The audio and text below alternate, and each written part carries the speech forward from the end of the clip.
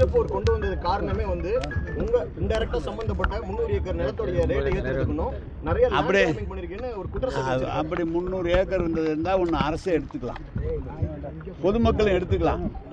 ஏதாவது எங்களுக்கு சொந்தமான நிலம் இருந்தால் இந்த திருச்சி மாவட்ட ஆட்சியரே அதை எடுத்துக்கொள்ளலாம், அல்லது மக்கள் எடுத்துக்கொள்ளலாம், நகராட்சியை எடுத்துக்கொள்ளலாம். அவங்களுக்கு பேசுகிறாங்க எப்படி அங்கே 300 ஏக்கர் நிலம் எங்கே இருக்குது சொல்லுங்கள்? 550 ஏக்கர் மாநகராட்சியினோட, அதில் 40 ஏக்கர் நம்ம பஸ் ஸ்டாண்ட் கட்டியிருக்கோம், 20 ஏக்கர் 25 ஏக்கரில் டெர்க் டெர்மினல் வச்சுருக்கிறோம், 24 ஏக்கரில் மார்க்கெட் கட்டியிருக்கோம். சுற்றி வர இருக்கிறதெல்லாம் ஏற்கனவே இருந்த நிலம், எந்த நிலம் வாங்கியிருக்காங்க அவங்க தான் சொல்லணும்.